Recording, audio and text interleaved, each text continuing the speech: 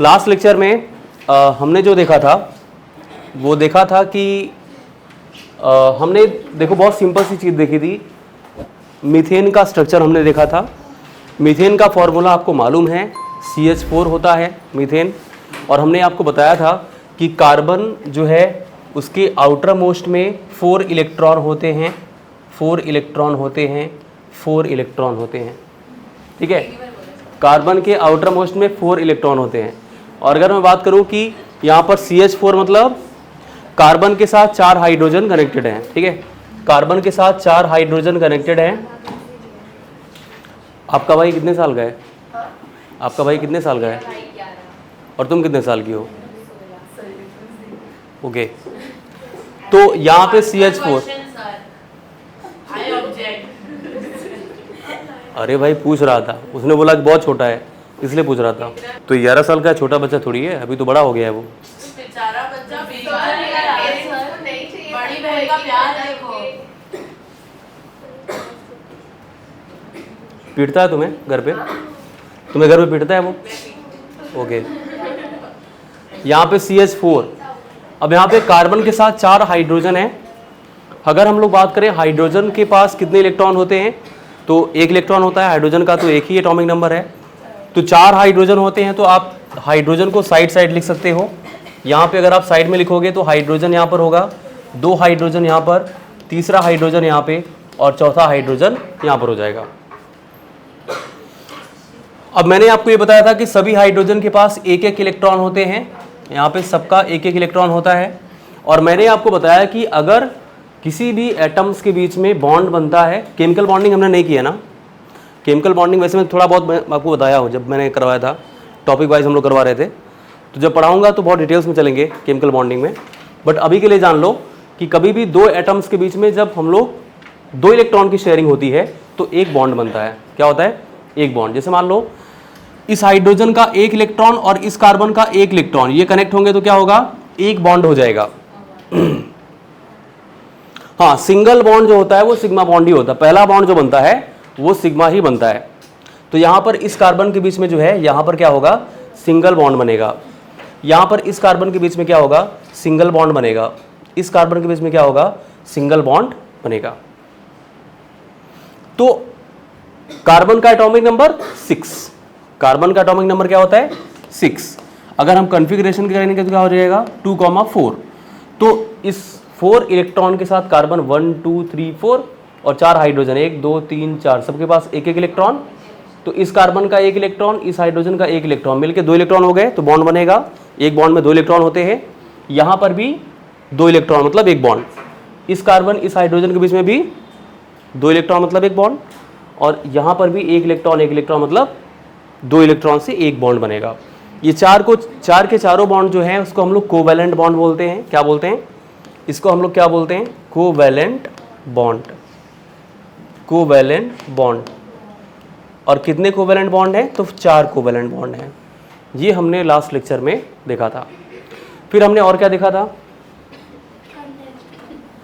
हाँ, condensed formula देखा था। जैसे मान लो हमने बात किया था मीथेन, इथेन, प्रोपेन, ब्यूटेन ना। मीथेन का मतलब एक कार्बन होता है, मीथेन का मतलब यही तो है, CH4। अब उसके बाद अगर हम लोग इथेन की बात करेंगे तो इथेन क्या हो जाएगा? C2H6। क्या होगा? इथेन क्या हो जाएगा? C2H6। कंडेंस का मतलब होता है कि आप बॉन्ड को छुपा लो। किसी से हमने बॉन्ड बना रखी है लेकिन हम किसी को बताएंगे नहीं, ठीक है, तो उसको बोलते हैं कंडेंस्ड। जैसे यहाँ पे C2H6। C2H6 क्या होता है? इथेन बोलते हैं। क्या बोलते हैं इसको? इथेन। C2H6 क्या होता है? इथेन होता है। अगर इथेन को मैं लिखना चाहूं तो इथेन को और कैसे लिख सकता हूं? जैसे मान लो 2 कार्बन है भाई, इसको 1 कार्बन यहां, 1 कार्बन यहां, ऐसे कर सकते हैं ना। अब 1 कार्बन कितने बॉन्ड बनाता है? 4। तो इस कार्बन ने कितने बॉन्ड बनाए? 1। तो मैं इसको कितना हाइड्रोजन दे सकता हूं? 3। इस कार्बन को भी मैं 3 हाइड्रोजन दे सकता हूं। हो सकता है ना। कंडेंस्ड लिखने का एक तरीका तो ये भी है। और या फिर आप इस बॉन्ड को भी मत दिखाओ, तो यहां पर क्या हो जाएगा? CH3 और यहां पर क्या हो जाएगा? CH3 हो जाएगा। CH3 single bond CH3। और हमने क्या देखा था, बस यही देखा था ना। हाँ, बॉन्ड लाइन फॉर्मूला भी होता है। अगर जैसे मुझे देखना है CH2 single bond CH3 single bond CH3, तो मैं एक सिंगल लाइन यहां पर रिप्रेजेंट कर दूंगा। सिंगल लाइन मतलब एक सिंगल लाइन, एक कॉर्नर दो कॉर्नर। इसमें कॉर्नर कितने हैं, एक दो, दोनों कॉर्नर पे क्या प्रेजेंट होता है, कार्बन। जैसे मुझे प्रोपेन लिखना है तो प्रोपेन क्या होता है, CH3 CH2 CH3, ये होता है ना। अगर मुझे प्रोपेन लिखना होगा तो क्या हो जाएगा, CH3 CH2 CH3, 3 कार्बन मतलब प्रोपेन, 1 2 3। तो मैं इसको कैसे लिख सकता हूं, अगर बॉन्ड लाइन नोटेशन में लिखना है तो कैसे लिखना है, इसको हम लोग जिगजैग बोलते थे ना, जिगजैग या बॉन्ड लाइन नोटेशन। ऐसे पहाड़ के जैसे बना दो, ऐसे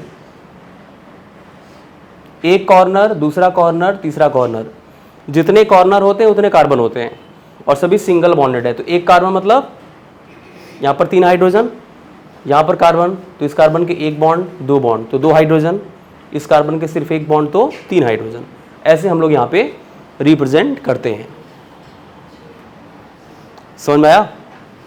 अब उसके बाद हम लोग थोड़ा सा और आगे चलते हैं। यहाँ पर कुछ और बातें हैं, जैसे इंपॉर्टेंट चीज़ें हैं। लाओ आगे क्या है उसको देखते हैं। ये तुमने इसको लाइटर मार के रखा है, हाइलाइटर। पहले से है, ठीक है। तो यहाँ पर ये हो गया था। अब उसके बाद drawing the molecules in 3 dimensions, इसको बहुत ध्यान से देखिएगा। Drawing the molecules in 3 dimensions, इसको ध्यान से देखना, ठीक है। Drawing the molecules in 3 dimensions.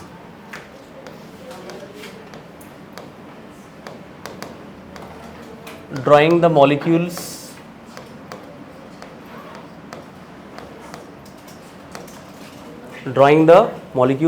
in 3 dimensions।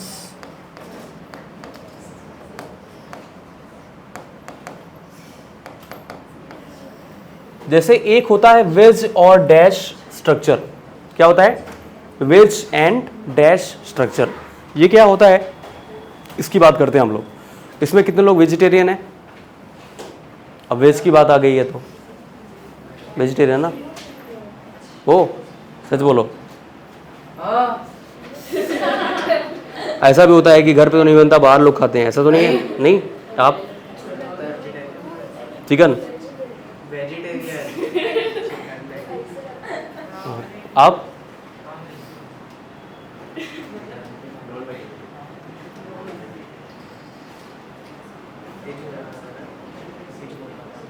आप हेलो,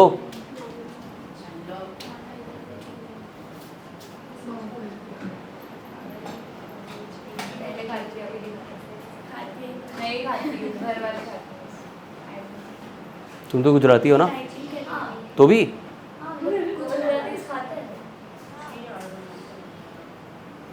तुम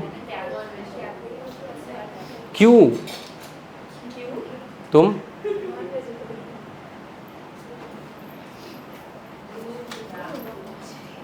खाती हो।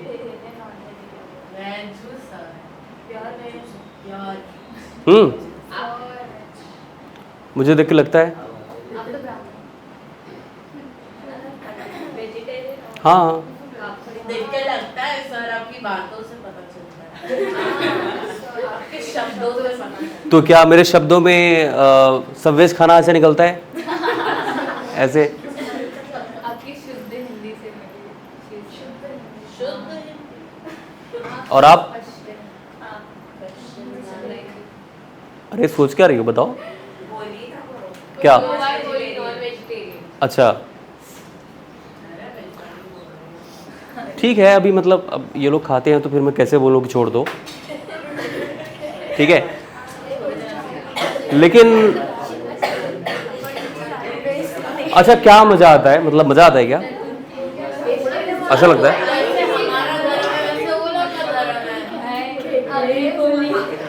अरे इसमें धर्म की बात कहाँ से आ गई? धर्म क्या कोई ये थोड़ी बताता है कि तुम ये खाओ? कहीं पे लिखा हुआ है ऐसा? सच बोलना, कहीं लिखा हुआ है कि ये इस धर्म के लोग हैं तो इनको खाना ही पड़ेगा, ऐसा कुछ लिखा है कहीं पे? नहीं लिखा है भाई। हमारे पूर्वजों ने बोला ना। पूर्वजों ने तो कुछ भी बोला है, उसको मान के चलोगे? क्या लिखा है? अरे तो लिखा तो बहुत सारी जगह पे, ऐसा नहीं है। मतलब देखो ऐसा, मेरी बात सुनो। हाँ हाँ, वेज डैश स्ट्रक्चर ही टॉपिक था, इसलिए वेज की बात कर रहे थे हम लोग। तो non veg and dash structure नहीं हम लोग चलेंगे, वेज की बात करेंगे यहाँ पे, ठीक है?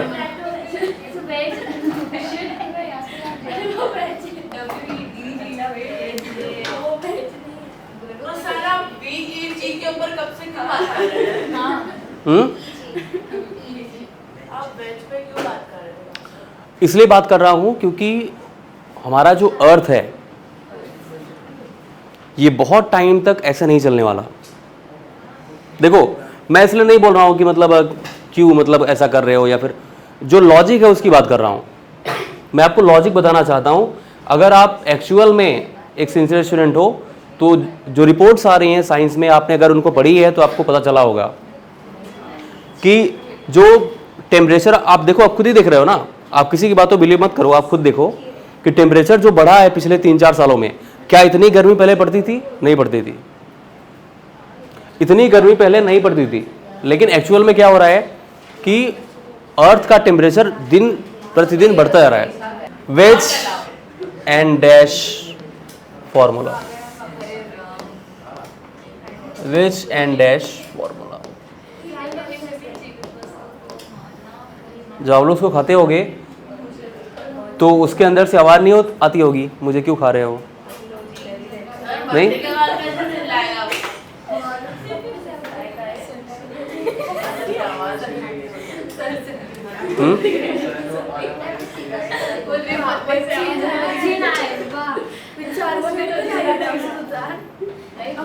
Okay, veg and dash formula. अब यहां पर देखो, जैसे मान लो कार्बन की, यहां पर कार्बन 4 बॉन्ड बनाता है, एक कार्बन हुआ और कार्बन से एक यहाँ पे हमने हाइड्रोजन, एक यहाँ पे ऐसे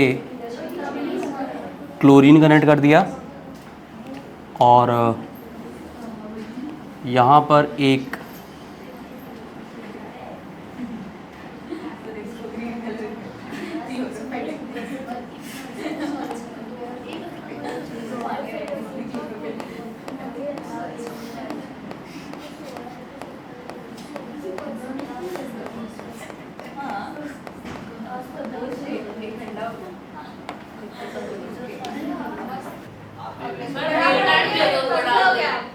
अब इसको बहुत ध्यान से देखो। पहले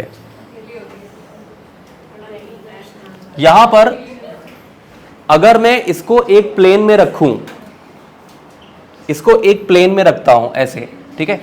प्लेन मतलब एक ब्लैंक पेपर मान लो और उस पर इसको रखा जाए, ठीक है? और यहां पर तुम्हारा क्या नाम है? तुम्हारा नाम क्या है? निधि। अच्छा, तो मान लो मैंने निधि को यहां पे खड़ा किया, ये निधि है, सपोज दैट। और अगर आप यहां पे खड़े होके अगर आप ठीक सामने देखोगे, यहां पे खड़े होके अगर आप ठीक सामने देख रहे हो, तो यहां पर सबसे पहले आपको कौन दिखेगा? ब्रोमीन। भाई यहां पर अगर आप खड़े हो और ऊपर की तरफ देख रहे हो, इधर देखो, इधर देखो, अगर आप यहां पे खड़े हो और ऊपर की तरफ देखोगे तो पहले कौन सा बॉन्ड आपको दिखेगा? Br। भाई सामने तो यही है ना। इसको बोलते हैं टूवर्ड्स द प्लेन। क्या बोलते हैं? टूवर्ड्स द प्लेन, मतलब प्लेन की तरफ आपको दिखाई देगा। Towards the plane, towards the plane. Plane का मतलब ये है प्लेन का मतलब ये है कि उसको हमने किसी एक ब्लैंक पेपर पे रखा हुआ है, या कोई भी पेपर आप रख सकते हो जो कि एक प्लेन में हो, एक प्लेन में हो, ठीक है, तो उसको टूवर्ड्स द प्लेन बोलते हैं। टूवर्ड्स द प्लेन मतलब आपकी तरफ आता हुआ दिखाई दे रहा है ऐसे। और एक बॉन्ड ऐसे है जो यहां पर डैश डैश करके लिखा गया है, इसको बोलते हैं बिलो द प्लेन। इसको बिलो द प्लेन बोलते हैं। क्यों ऐसा? बिलो द प्लेन क्यों? क्योंकि ये जो कार्बन की बॉन्डिंग है, ये क्लोरीन जो है वो कार्बन से दूर जाता हुआ दिखाई दे रहा है। कार्बन से क्लोरीन की जो बॉन्डिंग है, ये जो बॉन्ड है ये कार्बन से पीछे की तरफ जाता हुआ दिखाई दे रहा है, मतलब दूर जाता हुआ दिखाई दे रहा है। इसको बोलते हैं बिलो द प्लेन। क्या बोलते हैं इसको? Below the plane. अच्छा, ये जो यहां पर क्या मतलब है इसका? अरे बता दो। अब देखो यहां पर क्या होता है, इसको हम लोग बोलते हैं डैश। क्या बोलते हैं? ये डैश होता है। अगर पूछा जाए डैश क्या है, तो आप ये बताओ कि कार्बन से जो बॉन्ड पीछे की तरफ है, बिलो द प्लेन है, उसको हम लोग डैश बोलते हैं। हाँ, बिलो द प्लेन, पीछे के साइड, इधर ऐसे।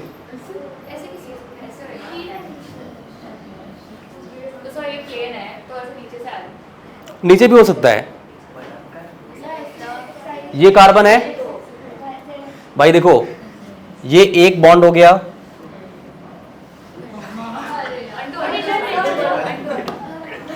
ये एक बॉन्ड हुआ, ये दूसरा बॉन्ड हुआ, ये तीसरा बॉन्ड हुआ, और ये जो बॉन्ड होगा वो पीछे की साइड होगा ना, इसलिए इसको बोलते हैं बिलो द प्लेन। ठीक है, मतलब पीछे की तरफ दिखाई दे रहा है हमको, पीछे के साइड, मतलब बैक साइड जाता हुआ दिखाई दे रहा है। और ये जो बॉन्ड है वो आपके सामने है, ठीक सामने है। अगर आप देखोगे तो, अगर कोई ऑब्जर्वर है तो ये बॉन्ड सामने आता हुआ दिखाई दे रहा है ना, इसको हम लोग डैश बोलते हैं। क्या बोलते हैं इसको? इसको डैश कहा जाता है, इसको डैश कहते हैं। और इसको क्या बोलते हैं? ओ सॉरी, इसको वेज बोलते हैं। वेज, वेज, इसको वेज बोलते हैं। वेज पनीर, इसको वेज बोलते हैं। तो अगर कभी भी यहां पर टूवर्ड्स द प्लेन हो तो इसको वेज बोलेंगे। टूवर्ड्स द प्लेन, इसको क्या बोलेंगे? वेज। और वेज कैसे होता है? अगर आपको पूछा रहे, कोई पूछा कि वेज की बॉन्डिंग कैसी होती है, तो आप ये बताओ कि यहां पर एक्चुअल में ये मुझे ब्लैक से बनाना चाहिए था, मैं यहां पर ब्लैक, बिल्कुल समझाऊंगा, थोड़ा देख लो जरा पहले।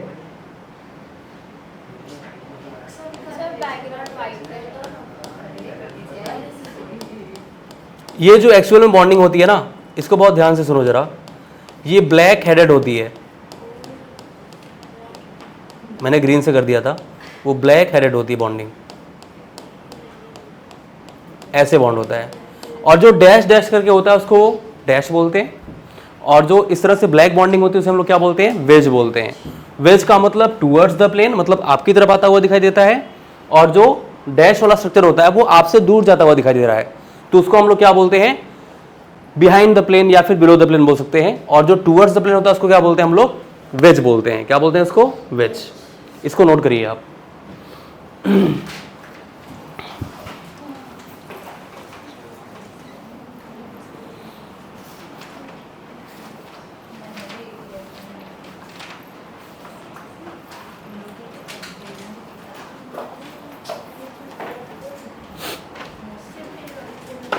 तुम्हारा क्या नाम है?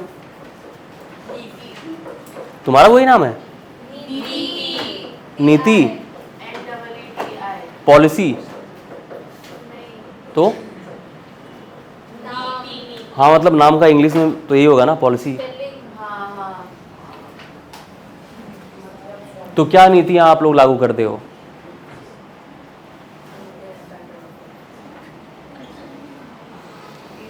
सच कहूं तो बारिश बहुत हो रही थी, अच्छा लग रहा था मुझे।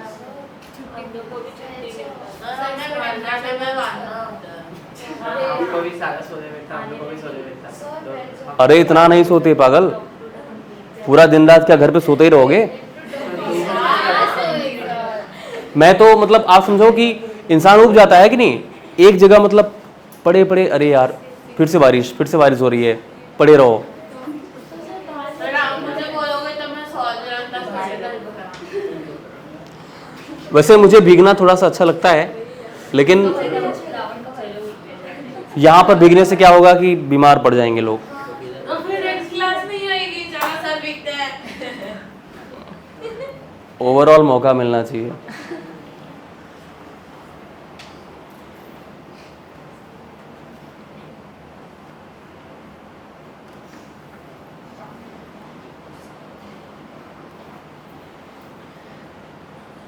और तुम्हारा क्या नाम है? वेदांत। अच्छा,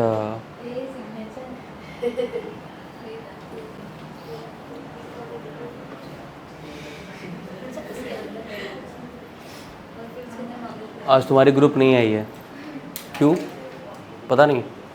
आशी गोरेगांव रहती है और ये रिद्धि जू। आशी गोरेगांव से आती है? तो गोरेगांव में भी तो मास्टर क्लास है, तो फिर यहाँ पे क्यों आती? हाँ, तुमने बुलाया? अच्छा, लेकिन बहुत टाइम से वो आ नहीं रही ना। वो जम्मू गई। अच्छा, जम्मू एंड कश्मीर।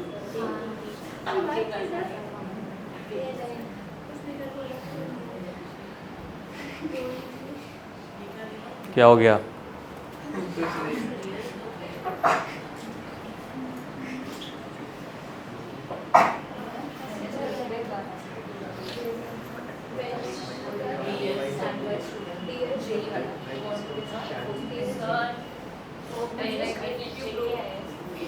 ये टूवर्ड्स द प्लेन था, सॉरी यहाँ पर हट गया ये। लिखा है सर आपने? Towards the plane. अरे टुवर्ड्स की स्पेलिंग आती है ना?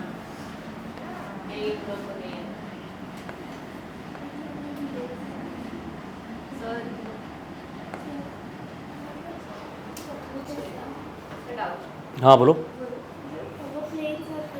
हाँ, प्लेन सरफेस पे। हाँ बिल्कुल ऐसे ही है, वही तो बोल रहा हूँ ना कि ये प्लेन सरफेस। मैंने क्या बोला, आप कोई प्लेन या ब्लैंक पेपर भी ले सकते हो, तो अगर उस प्लेन पेपर पे रखोगे तो यहाँ पर ये जो बॉन्ड है वो आपको सामने से दिखाई देगा, तो उसको टूवर्ड्स द प्लेन बोलते हैं। ये जो बॉन्ड है वो पीछे साइड दिखेगा, इसको बिलो द प्लेन बोलेंगे। वो एक्चुअल में डायमेंशन टाइप का होता तो आपको दिखाता मैं, पता नहीं यहाँ पर है कि नहीं मास्टर क्लास में। एक बॉन्डिंग टाइप की होती है ना, वो एटम्स का अरेंजमेंट वाला वो एक होता है मूव करने वाला, अगर वो होता तो मैं आपको दिखाता।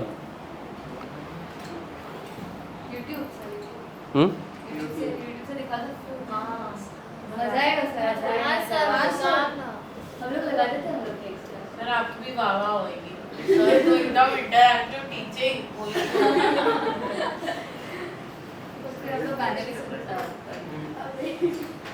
यहाँ पर देखो, पढ़ाई सीधे गाने पे आ गए।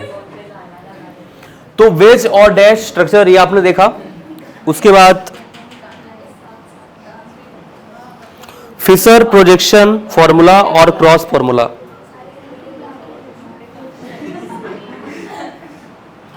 फिशर प्रोजेक्शन,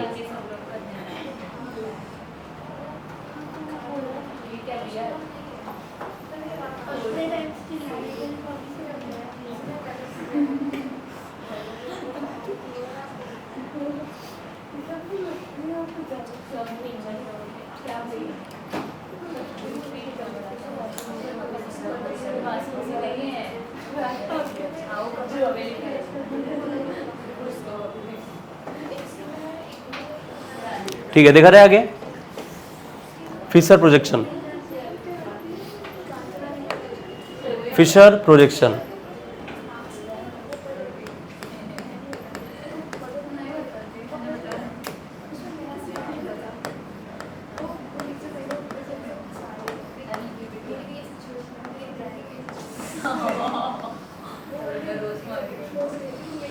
फिशर प्रोजेक्शन मान लो यहाँ पे एक कार्बन है, इसको हम लोग ऐसे रिप्रेजेंट करते हैं एक प्लस के जैसे, ठीक है। और यहाँ पर HOH दे रखा है, HOH और COOH कार्बोक्सिलिक ग्रुप, ठीक है। और यहां पर क्या दे रखा है, CH3। देखो 4 अलग अलग ग्रुप रखे गए हैं और चारों को एक हमने क्रॉस में रखा हुआ है, ठीक है। CH3 को क्या बोलते हैं, मिथाइल। हेलो, क्या बड़ा होना चाहिए, CH3 को बोलते हैं मिथाइल। अगर किसी मीथेन में से हम लोग एक हाइड्रोजन को रिमूव करेंगे तो उसको बोलते हैं मिथाइल। जैसे यहां पर CH4 क्या होता है, मीथेन। इसमें से एक हाइड्रोजन हमने रिमूव किया, क्या हो जाएगा। अगर किसी एल्केन में से एक हाइड्रोजन आपने हटा दिया तो वो क्या हो जाएगा, अल्काइल ग्रुप हो जाएगा। तो मीथेन में से एक हाइड्रोजन हमने हटा दिया तो क्या हो जाएगा, मिथाइल। इथेन में से एक हाइड्रोजन निकाला तो इथाइल। प्रोपेन में से एक हाइड्रोजन निकाला तो प्रोपाइल। मतलब किसी भी एल्केन में से अगर आप एक हाइड्रोजन हटाते हो तो वो अल्काइल ग्रुप बन जाता है। अब यहां पर क्या होगा, OH हाइड्रोक्सिल बोलते हैं, आपको पता है, और COOH क्या होता है, कार्बोक्सिलिक। अच्छा, एक बात ध्यान देना, अगर कोई कार्बन 4 अलग अलग ग्रुप से कनेक्टेड है, मतलब उसकी 4 डिफरेंट वैलेंसीज हैं, तो उसको हम लोग बोलते हैं कायरल कार्बन। क्या बोलते हैं उसको, कायरल कार्बन। अगर कोई कार्बन 4 अलग अलग लोगों से जुड़ा हुआ है तो उसको क्या बोलते हैं, कायरल। मतलब ये यहां पर जो कार्बन होगा उसको हम लोग क्या बोलेंगे, कायरल। उसको स्टार से रिप्रेजेंट करते हैं, ठीक है भाई। OH है, H है, CH3 है, COOH है, चारों अलग अलग है ना। ऐसा कंपल्सरी नहीं है, ऐसा जरूरी नहीं है कि 3 फंक्शनल ग्रुप ही होने चाहिए, 4 डिफरेंट बॉन्डिंग होनी चाहिए, मतलब 4 डिफरेंट लोग होने चाहिए। वो फ्लोरीन, क्लोरीन, ब्रोमीन, आयोडीन भी हो सकता है।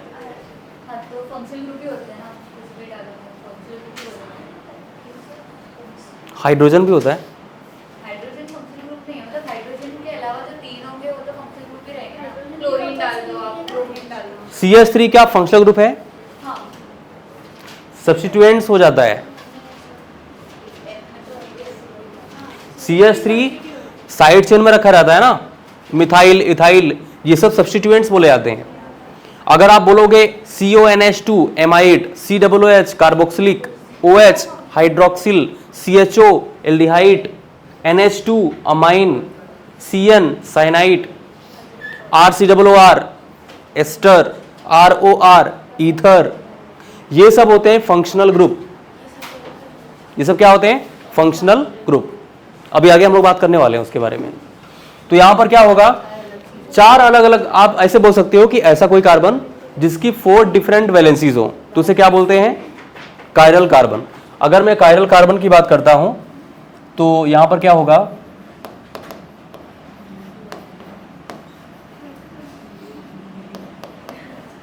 Carbon which have 4 different valency. मतलब ऐसा कोई कार्बन जिसकी 4 अलग अलग वैलेंसी, मतलब 4 अलग अलग लोगों से वो कनेक्ट हो, तो उसे हम लोग क्या बोलते हैं, कायरल कार्बन बोलते हैं। क्या बोलते हैं इसको, कायरल कार्बन। अब ये तो फिशर प्रोजेक्शन हो गया कि भाई 4 ग्रुप हैं, उनको आप एक क्रॉस लाइन से कनेक्ट कर दो। इसको बोलते हैं Fischer projection formula. Fischer projection formula. अगर इसको मुझे वेज और डैश में कन्वर्ट करना, अगर मुझे इसको वेज और डैश में लिखना है तो हम लोग कैसे लिखते हैं, इसको ऊपर ले आता हूं थोड़ा सा।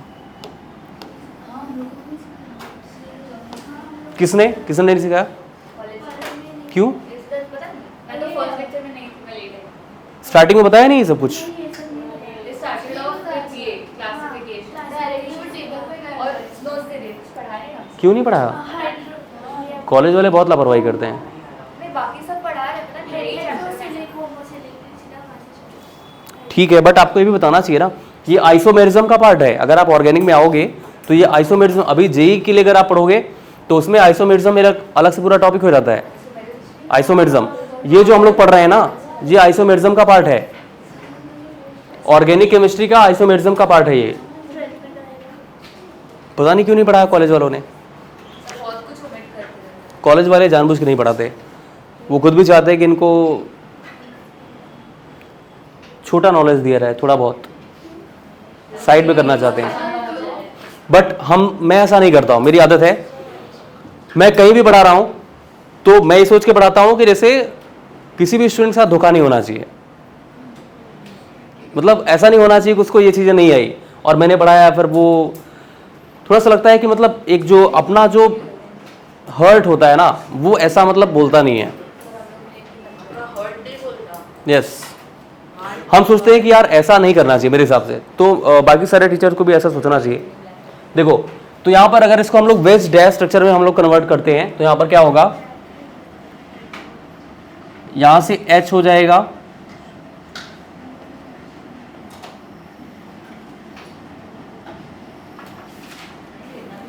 और यहाँ पर कार्बन भी दे रखा होगा। हाँ, कार्बन भी है, तो कार्बन है यहाँ से,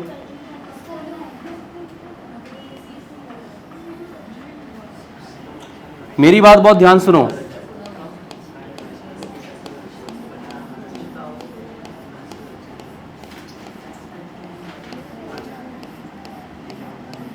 अगर कभी भी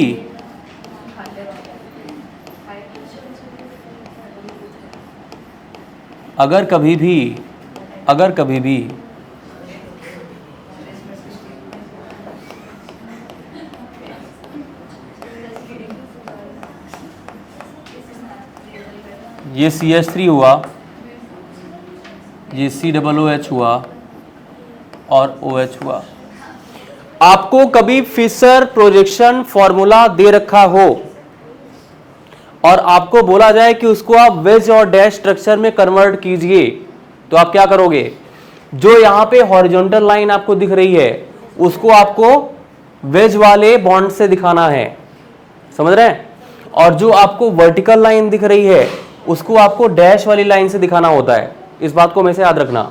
कभी भी अगर हम लोग फिशर प्रोजेक्शन फॉर्मूले को वेज एंड डैश स्ट्रक्चर में कन्वर्ट करना चाह रहे हैं तो जो सीधी लाइन आपको हॉरिजॉन्टल दिख रही है उसको आप वेज वाले स्ट्रक्चर से, मतलब मोटे बॉन्ड से दिखाओ, ये मोटा वाला बॉन्ड ऐसे, और जो कभी वर्टिकल लाइंस दिख रही है उसको आप डैश डैश करके दिखाना हो। इसको बोलते हैं wedge and dash structure, wedge and dash structure,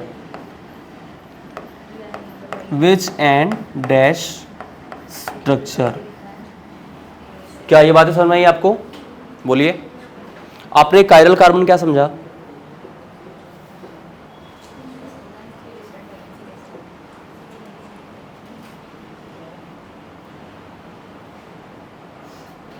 आपने क्या समझा कायरल कार्बन? चारों बॉन्ड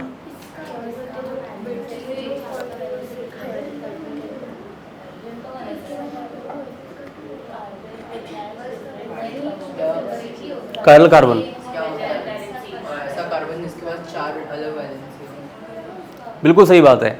ऐसा कोई कार्बन जिसकी 4 डिफरेंट वैलेंसीज हो, मतलब 4 अलग अलग लोगों से जुड़ा हुआ हो। आपके कितने फ्रेंड हैं? बहुत हैं। तो क्या सब एक टाइप के हैं? अलग अलग होंगे ना, सबका बिहेवियर एक जैसा तो होता नहीं है ना। तो मान लो 4 होते आपके फ्रेंड, ठीक है, अलग अलग, तो आपसे कनेक्ट होते 4, मान लो आपकी वैलेंसी 4 है, आप सिर्फ 4 लोगों को ही फ्रेंड बना सकते हो, ऐसा कुछ हुआ तो आपको क्या बोला जाएगा? Chiral carbon. या आपका नाम क्या है आपका? तो कायरल श्रावणी, ठीक है। तो कहने का मतलब ये है कि अगर 4 लोग हैं आपसे कनेक्टेड और 4 अलग अलग टाइप के हैं तो आपको कायरल बोला जाता है, ये कहने का मतलब है, ठीक है। वैसे मेरे तो एक भी नहीं फ्रेंड है। हाँ, है ना आपकी फ्रेंड? आपके वो ऑब्जर्वेशन वाले फ्रेंड्स है ना, कौन सी ऑब्जर्वेशन? जहाँ आपने कपल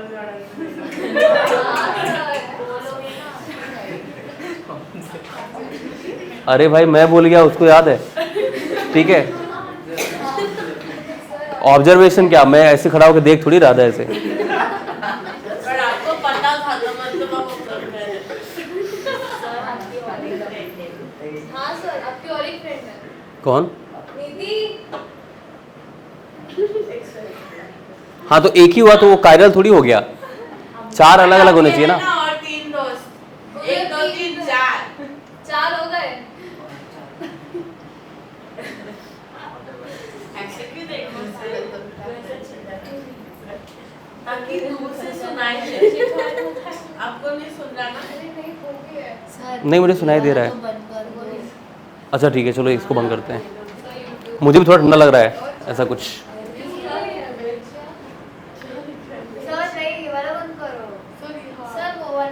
कुछ चल रहा है ना, वो वाला बीच वाला बंद हो गया ना, नहीं हुआ ना, वो बीच वाला बंद कर दो, बीच नहीं हुआ क्या? बीच वाला वो दिखा लास्ट में जो वेज वाला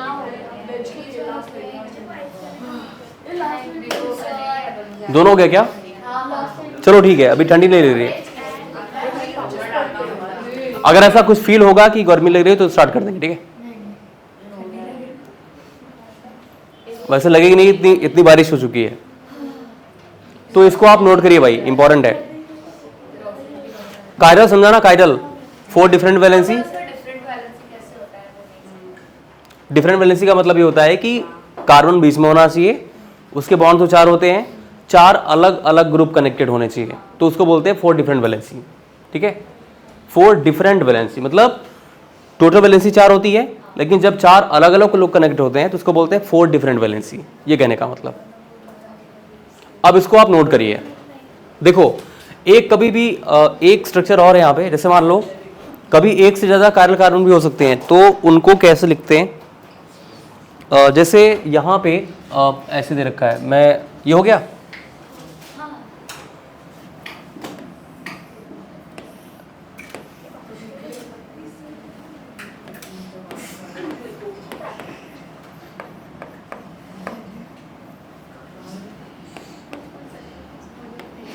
क्या पूछना है?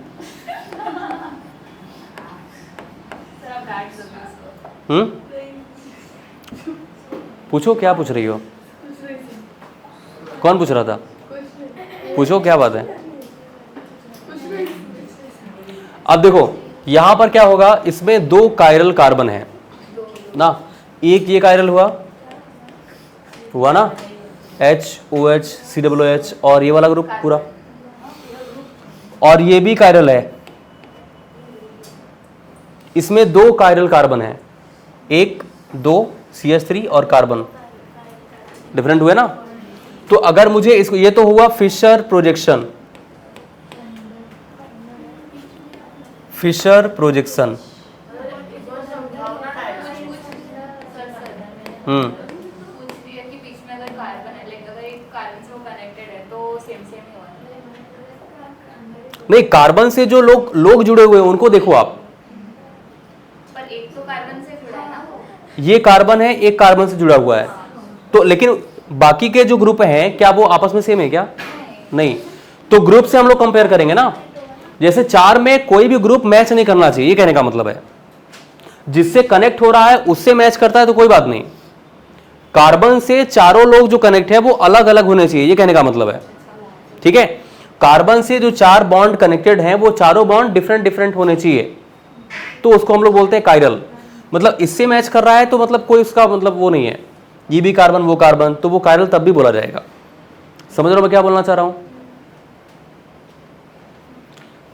कार्बन से चारों बॉन्ड अलग अलग ग्रुप कनेक्ट होना चाहिए, एक कार्बन, एक H, एक OH, एक CH3, अलग अलग हुआ ना, तो उसको बोलते हैं कायरल कार्बन। अब यहां पर देखो फिशर प्रोजेक्शन। अब उसके बाद अगर मुझे इसको वेज और डैश में कन्वर्ट करना हुआ तो क्या करना होगा? इसको वेज और डैश में कन्वर्ट करो, इसको वेज और डैश में लिखो, कैसे लिखोगे? वेज और डैश। मैं अम्ब्रेला लेके आ रहा था कल बैंड्रा स्टेशन पे, तो इतना पानी वहाँ पे गिर रहा था कि नहीं, रहता तो मलाड में हूँ, बैंड्रा में लेक्चर था तो वहाँ से आ रहा था, तो वहाँ पर हुआ क्या कि एक आदमी जो है बहुत तेज़ी के साथ भागता हुआ आ रहा था। कैसे लेक्चर होगा? कल नहीं, मैं वहाँ से आ रहा था 11 के आसपास। तो वहाँ पर हुआ क्या कि मैं ऐसे अम्ब्रेला लेके आ रहा हूँ, बारिश बहुत तेज हो रही है, और वो गधा सामने से दौड़ता हुआ, ठीक है, सच का गधा। गधा ही समझो, इंसान था बट मतलब गधा ही था। अब हुआ क्या कि मतलब ऐसे ऐसे भाग रहा है, फिर ऐसे ऐसे भाग रहा है, फिर मेरी तरफ आ रहा है, मतलब मुझे लगा मुझे भी धक्का देगा, मैं भी गिरूंगा पानी में, ठीक है। और उसको कुछ नहीं पकड़ने बोला, मुझे पकड़ रहा है ऐसे, और मैं अम्ब्रेला पकड़ा हुआ हूँ, ठीक है। पहले मैं उधर साइड हुआ, तो मैं वो उधर भाग रहा था, फिर इधर आ गया दौड़ के, और इतनी स्पीड कि मतलब उसको कोई रोके तो वो भी गिर जाए, इतना तेज भाग के आ रहा था। मैंने कहा भाई जाएगा कहाँ ये, फिर मैं ऐसे हो गया, फिर उधर चला गया, और पूरी पब्लिक देख रही है, समझ रहे हैं। अब यहां पर देखो, ये कार्बन हुआ, ये क्या हो रहा है। अब यहां पर देखो,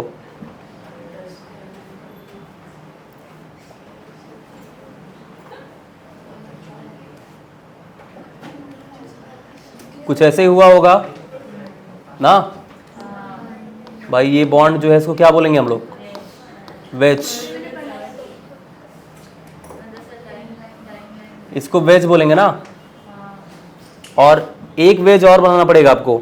अच्छा, बाकी तो डैश होगा, यहां पर COOH, और क्या हो जाएगा, एक कार्बन यहां पर भी, ये भी ऐसे होगा,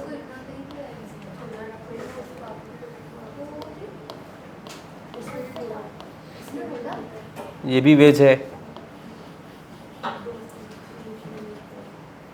और ये क्या हो जाएगा, CH3, ये H, ये OH, कुछ ऐसा ही हुआ है, हुआ था ऐसा, HOH। भाई कुछ नहीं करना, जो हॉरिजॉन्टल लाइंस दिख रही हैं आपको, इसको आप वेज से बना दो दोनों साइड, और जो वर्टिकल लाइन दिख रही है इसको आप डैश से बना दो, बस हो गया वेज डैश स्ट्रक्चर। इसको नोट कर लीजिए।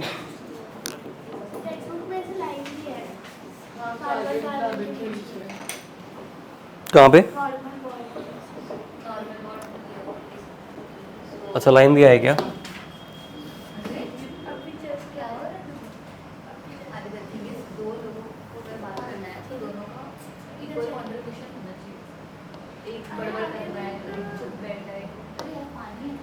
कहाँ पे भाई इक्वल कंट्रीब्यूशन, किस जगह, अगर किसी को लग रहा है कि उससे कम बात की जा रही है तो उसको भी करना चाहिए ना, समझिए।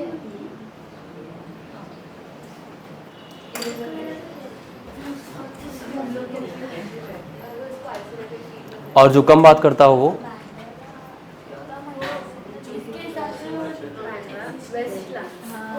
किसको किसको कम बातें करना पसंद है, डिपेंड्स कौन है। सर बराबर नहीं कौन कम बोलता है, जिसको ज्यादा बोलना अच्छा नहीं लगता, कौन है आप, बोलना अच्छा लगता है, बोलना अच्छा कम बोलना अच्छा लगता है, कौन है बोलना अच्छा लगता है। आपको, बोलते हो आप लोग, तो फिर शांत क्यों हो, सर पूछो ना, किसको ज्यादा बोलना अच्छा लगता है। दोस्त नहीं है। का क्वेश्चन सही था, वही नहीं समझा। मैं ये बोल रहा हूँ कि आपको ज्यादा बोलना अच्छा लगता है या कम बोलना, कम बोलना ना। हाँ लड़के कम बोलते ही हैं, लड़कियां बहुत बोलती हैं। और सर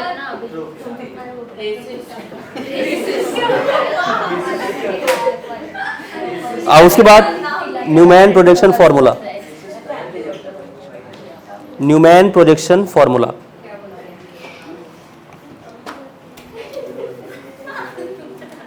न्यूमैन प्रोजेक्शन फार्मूला, ठीक है। इसको बहुत ध्यान से देखना, न्यूमैन प्रोजेक्शन फार्मूला, ये हो गया पूरा, ठीक है। न्यूमैन प्रोजेक्शन फार्मूला, मैं बहुत पहले इंट्रोवर्ट टाइप का इंसान, आज भी हूँ, ठीक है। और हाँ मतलब मुझे बहुत ज़्यादा बोलना, अभी तो मैं बोलना शुरू किया, पहले मैं बोलता ही नहीं था। तो हाँ, जब से टीचिंग स्टार्ट किया तभी से बोलना भी मैंने शुरू किया है, नहीं तो फिर मैं पहले बोलता ही नहीं था। मैं जब पढ़ाई कर रहा था उस टाइम पे भी मैं अपनी क्लास लड़कियों से कभी बात ही नहीं किया हूँ। तो दैट इज नॉट बहुत थोड़ा शर्मिला टाइप का ऐसा कुछ। और फिर उसके बाद मुंबई आया तो फिर यहाँ पर मुंबई में काफ़ी चेंज हुआ। पहले बहुत सीधा साधा टाइप का था, बहुत स्वामी टाइप का। तो कुछ मेरे दोस्त फ्रेंड्स कहते थे भाई देखो इतना ज़्यादा सिंपल नहीं होना चाहिए, मतलब काफ़ी लोग बोलते थे कि इतना सिंपल रहोगे लोग परेशान करेंगे आपको, इतना सिंपल नहीं रहना चाहिए, मतलब बहुत सीधे हो, मतलब इतना नहीं चलेगा। तो मैंने कहा यार मतलब अब सीधे का मतलब क्या है, यही मेरा बिहेवियर है, मतलब थोड़ा कम बोलता हूँ बस यही है। तो बोले नहीं अपने आप को चेंज करो। तो मैंने कहा कि चेंज का मतलब ठीक है अभी थोड़ा सा चेंज करते हैं, तो थोड़ा सा चेंज किया। अच्छा अब क्या बोलते हैं, अब बोलते हैं भाई तुम बदल गए हो, ठीक है। हाँ अभी इंट्रोवर्ट हो कि एक्सट्रोवर्ट हो? एम्बिवर्ट। डिपेंड करता है कि माहौल कैसा है। वैसे पहले बहुत इंट्रोवर्ट था, अभी इंट्रोवर्ट वाला पार्ट थोड़ा कम हो गया मेरा, ठीक है। अभी मैं चीज़ें अपने मन में नहीं रखता हूँ।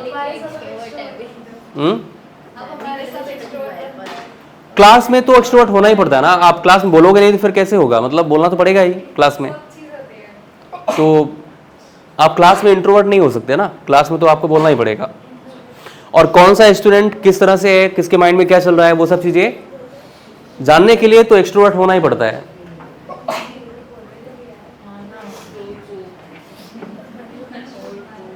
आप क्या हो, इंट्रोवर्ट? अगर मतलब ज्यादा क्लोज रहेंगे तो एक्सट्रोवर्ट या फिर और आप? सेम। आप? हेलो, इसका मतलब क्या हुआ? मतलब सिचुएशन लोग बहुत बड़बड़ करते हैं। अच्छा, और आप? अरे क्या मतलब लड्डू थोड़ी बढ़ रहा है। एक्सट्रोवर्ट या इंट्रोवर्ट? इंट्रोवर्ट। बेचारा बहुत धीरे से बोल रहा है, इंट्रोवर्ट। आप? ओके, आप? दोनों? मान लो कहीं ट्रेन में जा रहे हो और ट्रेन में कोई नहीं है और एक बहुत सुंदर लड़की आके बगल में बैठ गई, तो फिर क्या होगा? तो बोलोगे? नहीं, बोलोगे या शांत रहोगे? बोलोगे कुछ या शांत रहोगे? नहीं बोलोगे? हाँ, इसी को बोलते हैं इंट्रोवर्ट। आप देखो ना, मतलब होता क्या है कि आप बैठे हो, मतलब कोई आके बैठ गया, कोई फर्क नहीं पड़ता, आप ध्यान नहीं दे रहे हो, तो मतलब इसको इंट्रोवर्ट बोलते हैं। और कहीं दूसरा होता है तुरंत स्टार्ट हो जाता है, अरे मतलब कैसे, कहाँ पे, कुछ ना कुछ तो टॉपिक निकाल ही लेगा वो। आप कैसे हो? एक्सट्रोवर्ट।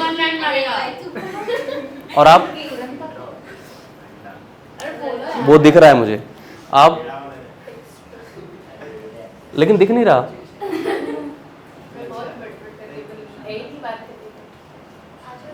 अच्छा, आप? और तुम कहती हो कि सॉरी।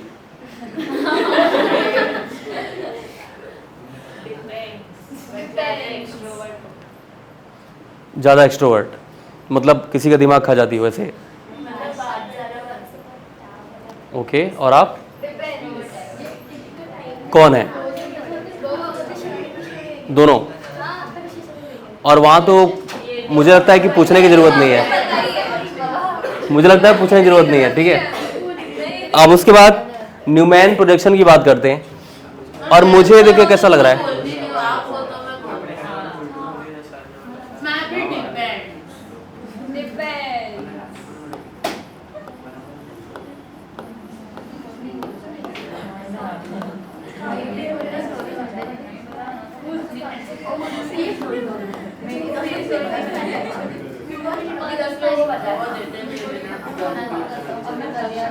ठीक है भाई, न्यूमैन प्रोजेक्शन फॉर्मूले की हम लोग बात करते हैं। न्यूमैन प्रोजेक्शन फॉर्मूला क्या होता है, ये भी इंपॉर्टेंट है, मान लो कभी आपसे पूछा रहेगा।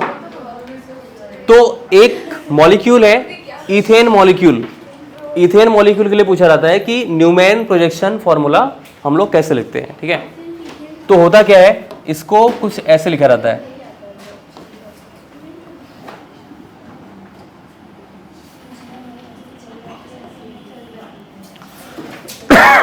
सॉरी ये सेव दिख रहा है ना,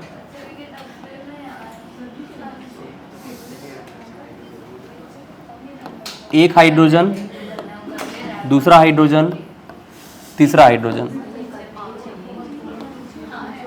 और यहां पर क्या होता है कि एक हाइड्रोजन यहां पे पीछे के साइड होता है।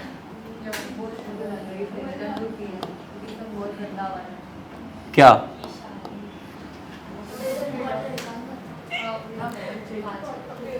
मेरी बात ध्यान से सुनो, जैसे ये पेन लाओ जरा,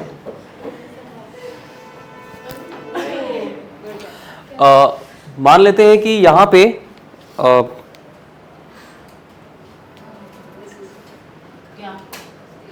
रुको जरा, पेन चाहिए, 3 डंडियां है। मान लो यही एक पेन है, तो यहां पर एक कार्बन यहां पर लगा हुआ है और दूसरा कार्बन यहां पे लगा हुआ है। ठीक है, 2 कार्बन है भाई, डैश लाइन वाला स्ट्रक्चर आपको मालूम होगा, अभी से काम चल जाएगा। तो यहां पर क्या होगा कि एक कार्बन यहां पर सामने और एक कार्बन पीछे के साइड, तो ये जो कार्बन है वही सामने वाला है, HHH। ठीक है, मेरी बात ध्यान सुनो, यहां पर 2 कार्बन है, ये जो कार्बन दिख रहा है ये सामने वाला कार्बन है, HHH, मतलब एक हाइड्रोजन, दूसरा हाइड्रोजन, तीसरा हाइड्रोजन, फिर एक पीछे भी कार्बन है। तो ये पीछे वाला जो मैंने ग्रीन से लिखा हुआ है ना, ओ सॉरी ब्लू से, स्काई ब्लू से, वो पीछे वाले कार्बन के हाइड्रोजन है, ये कहने का मतलब है। समझा आपको मैं क्या बोलना चाह रहा हूं? मान लो 2 कार्बन है और एक कार्बन आगे है, तो इसके हाइड्रोजन 1, 2 एंड 3, 1, 2, 3, जो व्हाइट वाले हाइड्रोजन आपको दिख रहे हैं। ठीक है, और एक पीछे वाला कार्बन भी है, तो ये जो हाइड्रोजन दिख रहे हैं पीछे वाले के 1, 2, 3, ये पीछे वाले कार्बन के हाइड्रोजन है। ठीक है, अच्छा इनमें जो यहाँ पे एंगल होता है वो 0 डिग्री होता है। कितना होता है? 0 डिग्री। अगर हम लोग एंगल की बात करते हैं, इस हाइड्रोजन और इस हाइड्रोजन, देखो जस्ट पीछे होता है ये हाइड्रोजन, मतलब आगे वाला हाइड्रोजन पीछे वाले हाइड्रोजन के क्या होता है, जस्ट पीछे ही तो होगा ना, जस्ट पीछे हाइड्रोजन होता है, जस्ट पीछे। लेकिन अगर इसको हम थोड़ा सा क्या करें, इसको हम थोड़ा सा अगर रोटेट कर दें, इसको अगर हम थोड़ा सा 60 डिग्री रोटेट कर दें, तो रोटेट करने पे कैसा हो जाएगा, देखो जरा, मतलब वो आगे वाला कार्बन और पीछे वाला कार्बन एक बॉन्ड में है। बॉन्ड में है, आगे वाला कार्बन और पीछे वाला कार्बन एक बॉन्ड में है। तो मैंने किया क्या, बहुत ध्यान से सुनो, ये वाला वैसे ही था, इसको मैंने पकड़ा और थोड़ा सा इसको रोटेट कर दिया, पीछे वाला रोटेट किया। समझो ध्यान से, हेलो, अरे फील दे रहा हूं, समझो। सर कौन सा एंगल, यानी कि अगर वो ऐसे इसको हमने 60 डिग्री रोटेट किया हुआ है, ये कार्बन को फिक्स रखा आगे वाला, ऐसे, हाँ ये वाला कार्बन फिक्स रखा और पीछे वाले कार्बन को पकड़ करके रोटेट किया हुआ है, वही हुआ है, इसको हमने रोटेट किया है ऐसे। तो यहां पर क्या हो जाएगा, ये H, ये H, ये H, और यहां पर क्या होगा, ये जो कार्बन होगा ना, ये हाइड्रोजन कुछ ऐसे दिखेगा आपको, ऐसे दिखेगा, ऐसे दिखेगा, समझ रहे हो? इसको हमने पकड़ करके थोड़ा सा इसको इस तरह से रोटेट किया, मतलब 60 डिग्री। यहां पर थीटा कितना है, 60 डिग्री, यहां पर इसको हमने 60 डिग्री रोटेट किया हुआ है, इस बात को ध्यान दीजिएगा। इसको बोलते हैं इक्लिप्स्ड। क्या बोलते हैं इसको? इक्लिप्स्ड। मतलब न्यूमैन प्रोजेक्शन में 2 तरह के स्ट्रक्चर होते हैं, एक वो जिसमें हाइड्रोजन हाइड्रोजन जस्ट पीछे और आगे होता है, एक हाइड्रोजन दूसरे हाइड्रोजन के जस्ट पीछे होता है। लेकिन स्टैगर्ड में क्या होता है, ये वाला स्टैगर्ड बोलते हैं इसको, इसको बोलते हैं इक्लिप्स्ड। इसे क्या बोलते हैं, इक्लिप्स्ड। और इसको बोलते हैं स्टैगर्ड। क्या बोलते हैं इसको, स्टैगर्ड। याद रखना भाई, इक्लिप्स्ड और स्टैगर्ड दो भाई, दो फ्रेंड। इक्लिप्स में एक हाइड्रोजन दूसरे हाइड्रोजन के जस्ट पीछे होता है। और अगर हम लोग स्टैगर्ड की बात करते हैं तो उसमें हाइड्रोजन हाइड्रोजन में 60 डिग्री का डिफरेंस होता है। जब इसको हम लोग रोटेट करते हैं ना तो स्टैगर्ड बनता है, ये कहने का मतलब। और कितना रोटेट करेंगे, 60 डिग्री। हाँ, स्टैगर्ड मतलब 60 डिग्री। और इक्लिप्स मतलब, इक्लिप्स का मतलब क्या होता है, थीटा 0 डिग्री होगा, मतलब एक हाइड्रोजन दूसरे हाइड्रोजन के जस्ट पीछे होना चाहिए। ये बहुत इंपॉर्टेंट है, इसको नोट करिए आप सभी लोग।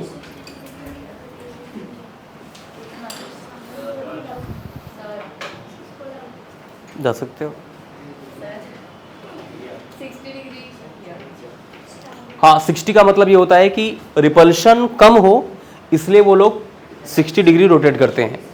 अगर कोई भी ग्रुप पास पास है तो कहीं ना कहीं रिपल्शन ज्यादा होगा। देखो, कभी अगर 100 हॉर्स की बात किया जाए तो यहां पर दो अलग अलग टाइप के होते हैं।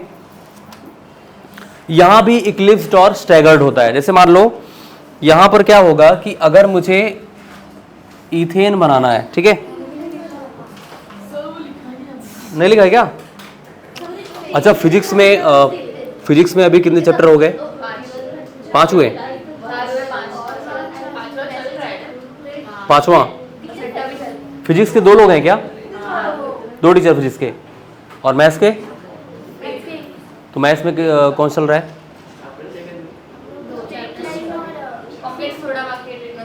मतलब कितने चैप्टर हो गए मैथ्स में, चैप्टर्स कितने हुए?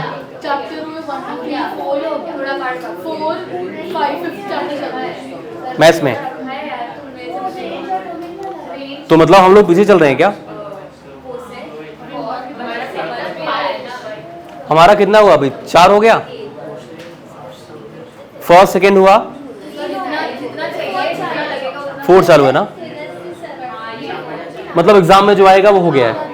ठीक है, अब आगे चलते हैं थोड़ा सा। यहां पर देखिएगा, अगर हमको 100 हॉर्स फॉर्मूला लिखना हुआ तो कैसे लिखेंगे?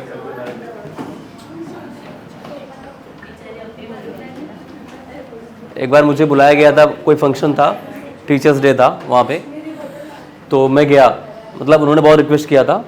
तो और वहाँ पे मैक्सिमम जो खाना बना था सब नॉनवेज बना हुआ था, ठीक है। तो उन्होंने बोला था कि आपके लिए मैं वेज बनवा दूंगा। वैसे मैं खाना नहीं था मुझे, बट उन्होंने बोला कि ठीक है आओ सर, मतलब थोड़ा मतलब काफ़ी रिस्पेक्ट करते थे मेरी, तो मैंने कहा ठीक है चलते हैं वहाँ पे। गया वहाँ तो सारा खाना सब मतलब मैक्सिमम नॉनवेज था।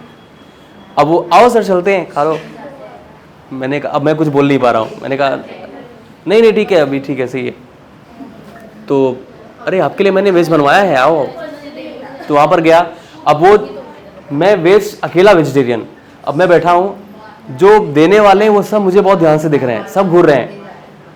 मैंने कहा यार ऐसा मैंने क्या क्राइम किया भाई, सब क्यों देख रहे हो मुझे? तो आप वेजिटेरियन हो, वेज खाना चाहिए आपको? हाँ। अब वो मतलब अब वो जहाँ से खाना निकाल रहे हैं वो सब मैं देख रहा हूँ, कहीं कुछ गड़बड़ ना हो जाए, ठीक है, मतलब कुछ इधर उधर तो नहीं हो जाए। तो वो ला के अब मैं एक ही चीज उसमें उठा के देख रहा हूँ।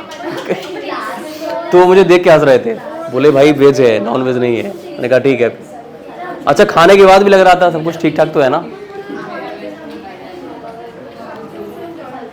अब उसके बाद 100 हॉर्स फॉर्मूला, वैसे आप लोगों को अच्छा लगता होगा ना, अच्छा लगता होगा ना।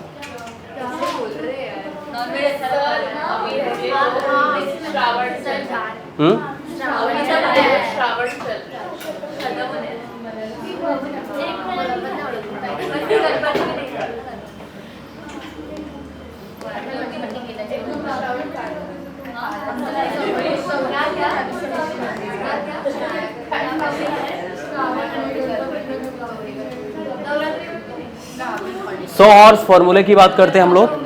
यहाँ पर क्या होगा, इसका स्ट्रक्चर कुछ ऐसे बनाते हैं, एक हाइड्रोजन,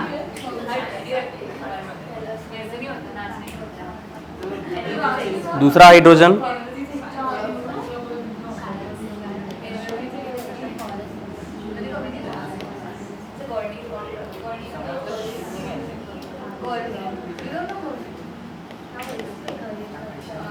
और एक दूसरा यहाँ पर है,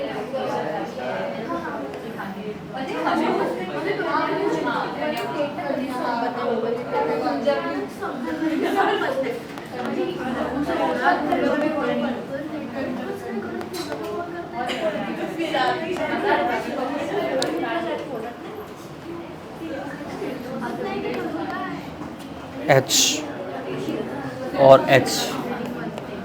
अच्छा, इसको बहुत ध्यान से दिखना जरा। इस हाइड्रोजन के जस्ट पीछे वो वाला हाइड्रोजन दिख रहा है आपको, आमने सामने ना, और इसके पीछे ये वाला हाइड्रोजन दिखता है। ये और ये हाइड्रोजन आपस में कैसे होते हैं, एंटी होते हैं। कैसे होते हैं, एंटी।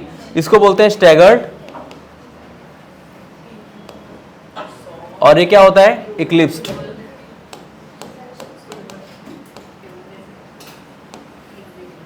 ठीक है, डिफरेंस क्या है, ये हाइड्रोजन और लास्ट वाला हाइड्रोजन ये आमने सामने नहीं दिखेंगे आपको, मतलब ठीक सामने नहीं दिखेंगे, थोड़ा ऊपर दिख रहा है ना वो। यहाँ पर देखोगे तो इसके जस्ट सामने वाला दिख रहा है आपको, ये वाला हाइड्रोजन। ये और ये आपस में क्या होते हैं, एंटी होते हैं। ये पूछा बहुत कम जाता है, बट फिर भी आप जानते रहो कि कभी इथेन मॉलिक्यूल, हाँ एंटी बोलते हैं। एंटी मतलब अपोजिट, मतलब इसका हाइड्रोजन पहले वाला और दूसरे कार्बन का ये वाला हाइड्रोजन, ये एंटी होते हैं आपस में। इसको ध्यान दीजिएगा। इन दोनों का भी स्ट्रक्चर बना लो, 100 हॉर्स फार्मूला। बट ये डिफरेंट कैसे है वही तो बताया भाई, पहला वाला हाइड्रोजन, लास्ट वाला हाइड्रोजन, ये डिफरेंट वे में दिखेंगे आपको, अलग अलग दिखेंगे। यहाँ पर देखो ठीक सामने दिख रहा है, इसको बोलते हैं 100 हॉर्स फार्मूला। बट एक हाइड्रोजन नहीं है।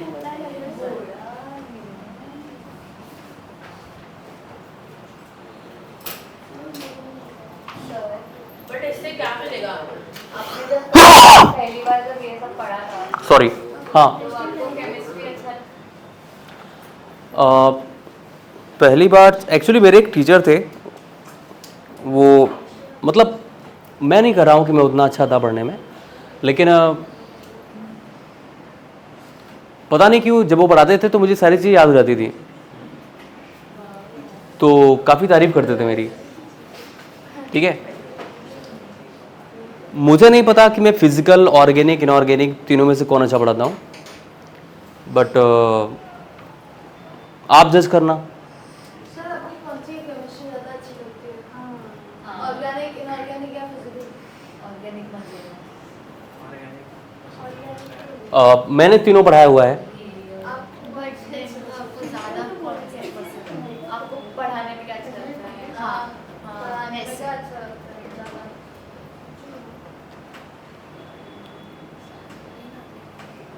यार मुझे इनऑर्गेनिक भी अच्छी लगती है।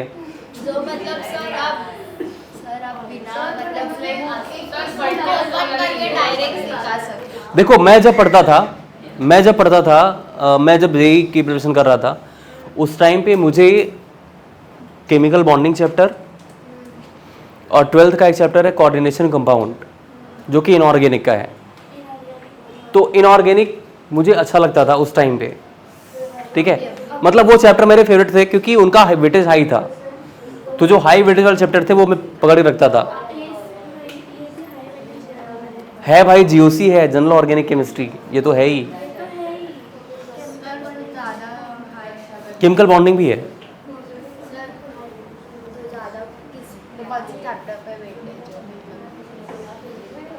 Chemical bonding most important chapter है।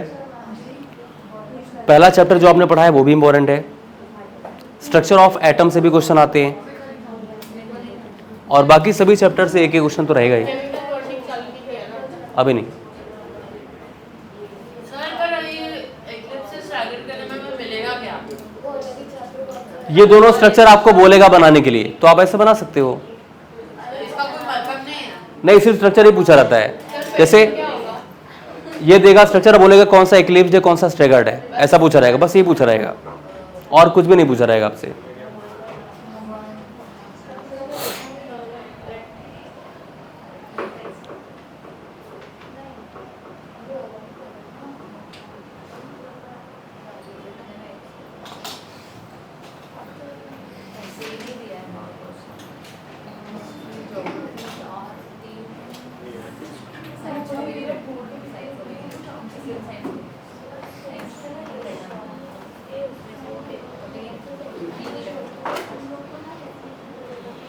अब उसके बाद थोड़ा सा हम लोग क्लासिफिकेशन की बात करते हैं, आगे चलते हैं।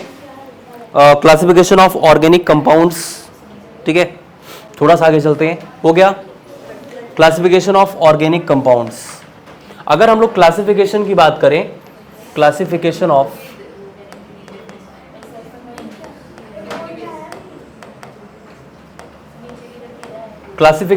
ऑर्गेनिक कंपाउंड,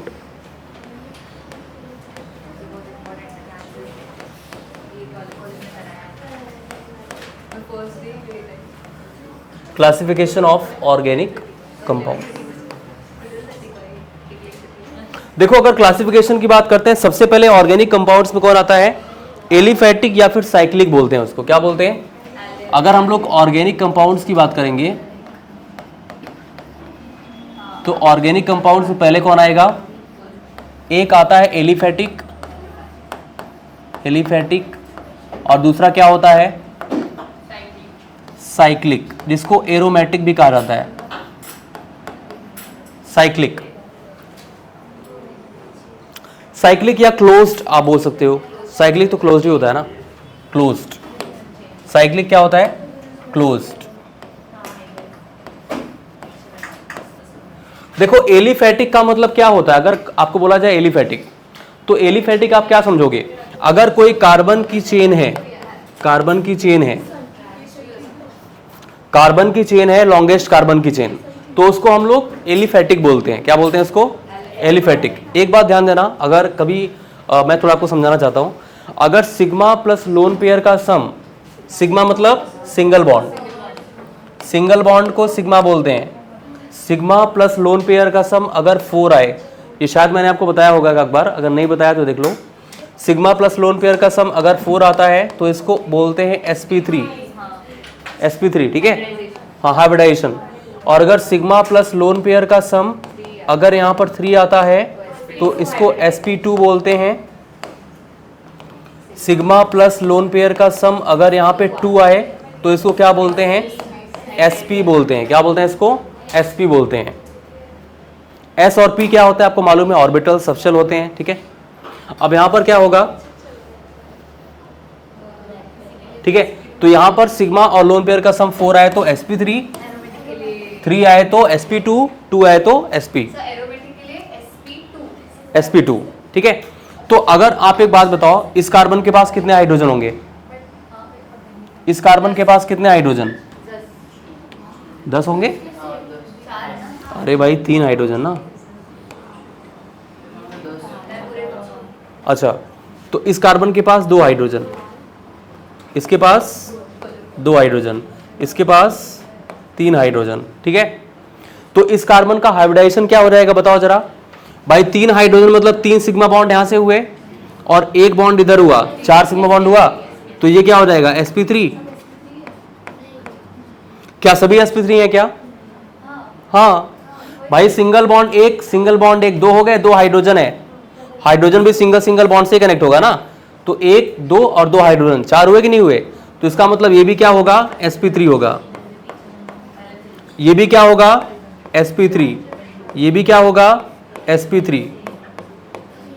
तो कहने का मतलब ये है कि अगर कोई कार्बन स्ट्रेट चेन में है, स्ट्रेट चेन कंपाउंड में है और उसका हाइब्रिडाइजेशन sp3 है, तो उसे हम लोग क्या बोलते हैं? एलिफैटिक। क्या बोलेंगे उसको? एलिफैटिक। इसको हम लोग एलिफैटिक बोलेंगे, एलिफैटिक। एलिफैटिक क्या होता है? Straight chain with sp3 hybridised carbon.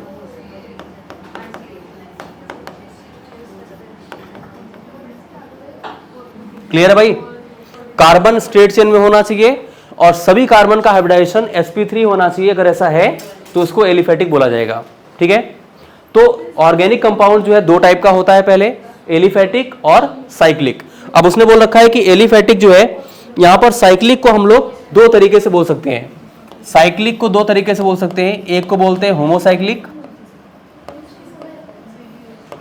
Homocyclic, और दूसरे को क्या बोलते हैं? हेट्रोसाइक्लिक। होमोसाइक्लिक का मतलब क्या होता है? बातें कर रही थी। देखो, मैंने बोला कि ऑर्गेनिक कंपाउंड दो टाइप का होता है, एलिफेटिक और साइक्लिक। एलिफेटिक हम लोग उसको बोलेंगे अगर कोई कार्बन स्ट्रेट चेन में है, अगर कोई कंपाउंड स्ट्रेट चेन कंपाउंड है और उसमें कार्बन sp3 हाइब्रिडाइज्ड है। sp3 कैसे होगा? सिग्मा, 4 बॉन्ड सिग्मा होने चाहिए, 4 सिंगल बॉन्ड होने चाहिए। अगर 4 सिंगल बॉन्ड है तो उसको हम लोग sp3 बोलेंगे। तो इस कार्बन के एक बॉन्ड इधर हुए और 3 हाइड्रोजन हमने लगाया हुआ है। हाइड्रोजन भी सिंगल बॉन्ड से ही कनेक्ट होता है, तो 3 हाइड्रोजन मतलब 3 सिंगल बॉन्ड, 3 यहां से, एक यहां से, 4, इसका मतलब ये sp3 होगा। इस कार्बन के भी एक बॉन्ड इधर, एक बॉन्ड इधर और 2 हाइड्रोजन, 2 बॉन्ड और 2 हाइड्रोजन मतलब 4 बॉन्ड इसके भी हैं, तो ये भी sp3 होगा, ये भी sp3, ये भी sp3। सारे कार्बन sp3 हैं, इसका मतलब इसको हम लोग क्या बोलेंगे? एलिफेटिक बोलेंगे। क्या बोलेंगे इसको? एलिफेटिक। सर एक डाउट है।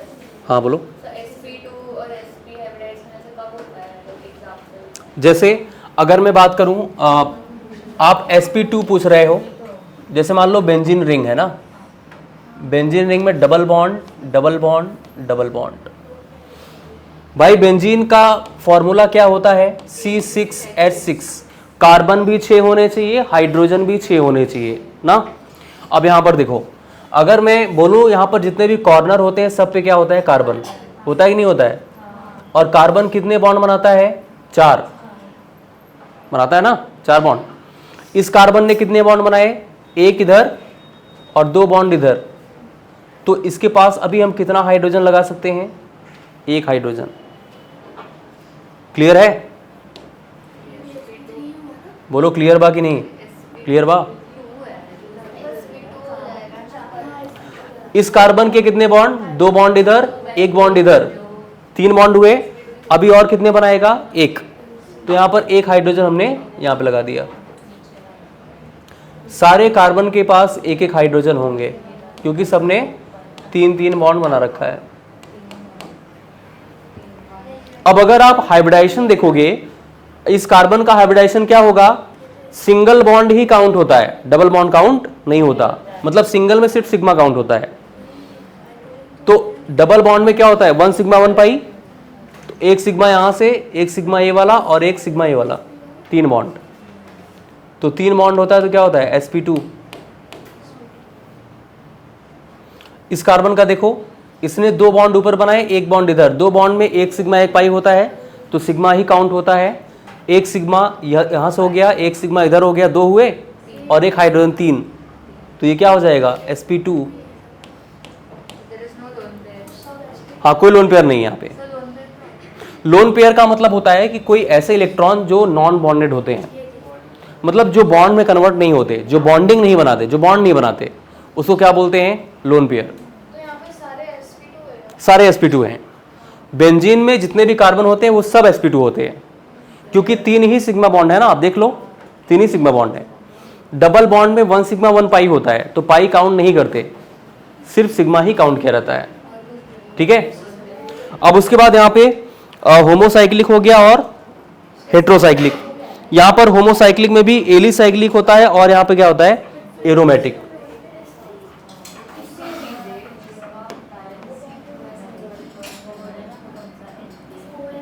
होमोसाइक्लिक में क्या होता है? एलिसाइक्लिक और एरोमेटिक। बेंजीन क्या होता है? एरोमेटिक। बेंजीन क्या होगा? एरोमेटिक होता है। हाँ, एरोमेटिक का मतलब है कि अगर कोई भी कार्बन, कोई भी ऐसा क्लोज्ड चेन, क्लोज्ड है ना भाई, कोई ऐसा क्लोज्ड कंपाउंड जिसमें कार्बन sp2 हाइब्रिडाइज्ड हो, उसको एरोमेटिक कहा जाता है। क्या बोलते हैं उसको? एरोमेटिक। समझ रहे हो? सर उसमें ऐसा ऐसे टाइप का ही होना चाहिए ना, बेंजीन जैसा ही। हाँ, बेंजीन को ही एरोमेटिक कहा जाता है। इसके बेंजीन अलावा भी रहेंगे ना? कुछ एंटी एरोमेटिक होते हैं। देखो ये एरोमेटिक नहीं बोला जाएगा, आप समझो इस बात को, ये एरोमेटिक नहीं बोला जाएगा। डबल बॉन्ड नहीं है भाई, double single double single double single ऐसा अल्टरनेट करके बॉन्ड होना चाहिए। Double single double single double single, इसको बोलते हैं कॉन्जुगेशन। क्या बोलते हैं इसको? कॉन्जुगेशन। सभी सिंगल बॉन्ड हो गए तो कॉन्जुगेशन होगा क्या? नहीं होगा ना। इसमें अल्टरनेट कोई डबल बॉन्ड सिंगल बॉन्ड दिख रहा है क्या? नहीं, इसमें कोई डबल बॉन्ड है ही नहीं, सिर्फ एक साइक्लिक चेन है, तो इसको एरोमेटिक नहीं कहा जाएगा। अगर आप देखोगे तो इसमें कार्बन sp2 दिखेगा आपको? बताइए, इसमें सारे कार्बन sp3 हैं, तो ये साइक्लिक बोला जाएगा, एरोमेटिक नहीं बोला जाएगा। शायद आपने एक क्वेश्चन पूछा था मुझसे, मुझे याद है, आपने पूछा था कि क्या सारे साइक्लिक एरोमेटिक हो सकते हैं, आपने पूछा था ना। तो मैंने वहां पे बताया था कि एरोमेटिक साइक्लिक बोले जाएंगे। भाई ये एरोमेटिक है ना, ये एरोमेटिक है ना, ये साइक्लिक भी तो है। जहां से आप चल रहे हो और वहीं से आप फिर से पहुंच जा रहे हो, साइक्लिक है। एरोमेटिक है, साइक्लिक है, बट ये साइक्लिक है लेकिन एरोमेटिक नहीं है। sp3 हाइब्रिडाइज्ड है, एरोमेटिक के लिए sp2 होना चाहिए। एरोमेटिक के लिए sp2 होना चाहिए और वो डबल बॉन्ड होगा तो ही होगा। यहां पर सभी सिंगल बॉन्डेड है। समझ रहे हो? समझ रहे हो? समझ रहे हो? ठीक है, तो यहां पर क्या हो जाएगा? एलिसाइक्लिक और एरोमेटिक। अब एरोमेटिक भी दो टाइप का होता है, बेंजोनॉइड और नॉन बेंजोनॉइड।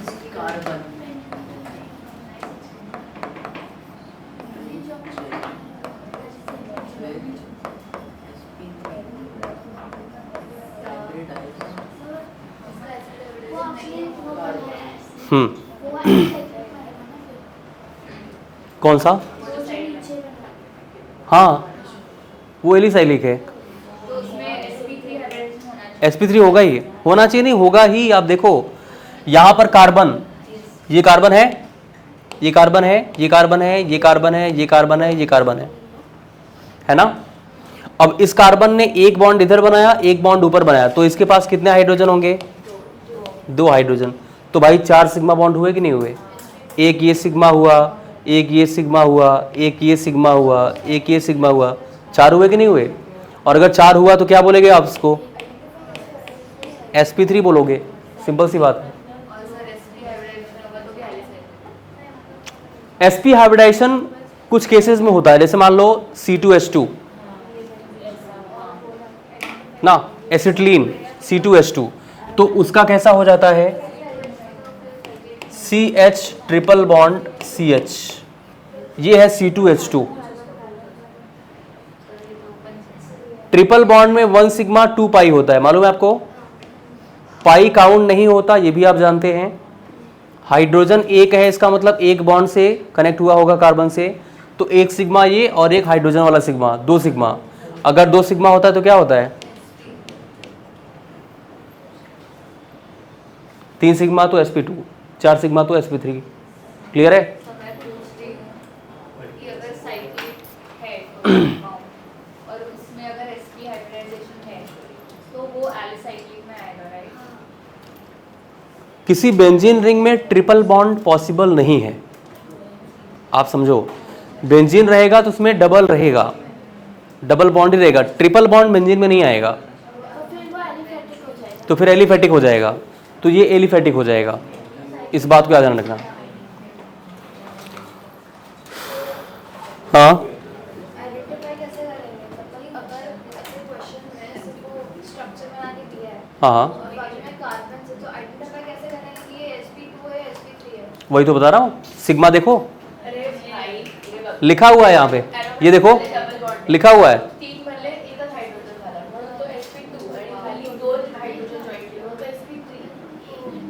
समझे? Thank you. अब यहाँ पर देखो हेट्रोसाइक्लिक की बात अगर हम लोग करें तो हेट्रोसाइक्लिक क्या हो जाएगा, हेट्रोसाइक्लिक एरोमेटिक और हेट्रोसाइक्लिक नॉन एरोमेटिक, ये भी दो टाइप का होता है। हेट्रोसाइक्लिक एरोमेटिक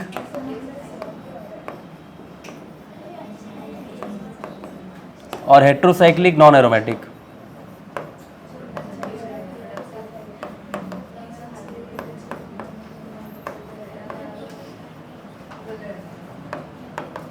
हेट्रोसाइक्लिक एरोमेटिक और हेट्रोसाइक्लिक नॉन एरोमेटिक, आप इन सबको क्लासिफिकेशन नोट करिए भाई अच्छे से।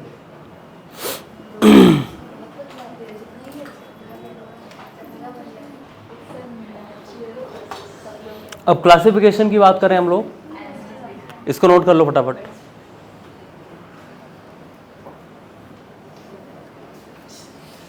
आप कहाँ से आते हो? खार के कितने लोग हैं इसमें? खार के कितने लोग हैं? खार के, तुम खार से आती हो? तुम भी?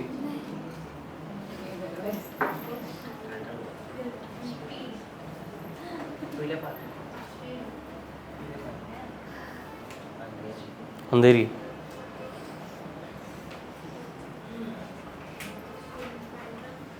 बैंड्रा? अरे वाह, बैंड्रा कहाँ? अच्छा बैंड्रा ईस्ट, बगल में या काफ़ी दूर है?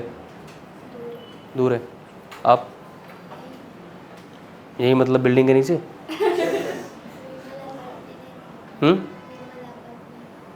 अच्छा, और आप?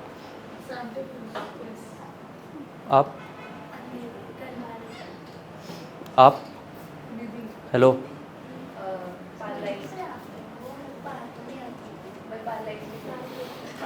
अभी अभी मालूम चला ना? और उधर वो सो रही है क्या?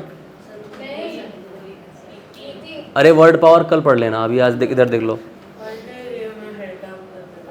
क्यों?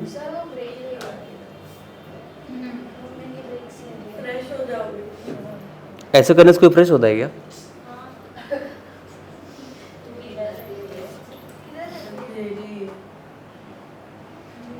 इतना डरा डरा के क्यों बता रही हो?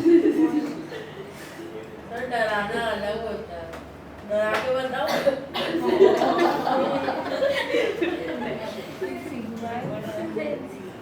अब मुझे थोड़ा केयरफुल होना पड़ेगा।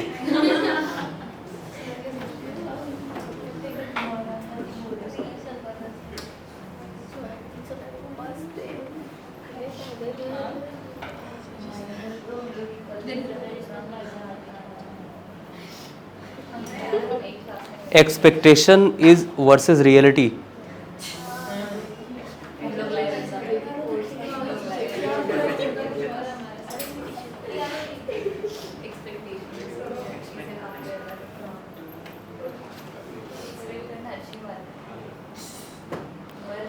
पर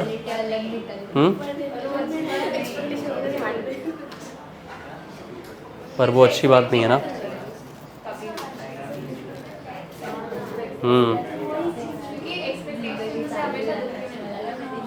क्या मिलता है? दुख मिलता है।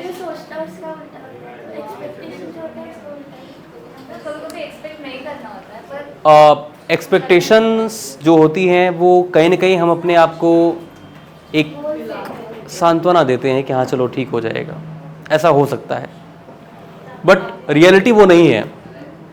इसने जो लिखा है वो बिल्कुल सही है, एक्सपेक्टेशन वर्सेस रियलिटी। हाँ मतलब उसने नहीं लिखा है बट लिखा हुआ है वहाँ पे, रियलिटी कुछ और ही है, इसलिए कहते हैं पढ़ाई करो। अब यहाँ पर देखो आगे चलते हैं। अरे भाई और क्या, बिल्कुल इसीलिए तुमने लिखा है, नहीं लिखा क्या आपने? उसको साइड में कहीं पे लिख लो, कहीं पे साइड में लिख लो ताकि आपको याद रहेगा। इसमें मैंने समझाया आपको बताने के लिए, आप भूल जाओगे नहीं लिखोगे तो। ये सब साइड में लिखने का मतलब यही था कि आपको याद रहेगा, हाँ इसका मतलब ये होता है, ये बताया गया था।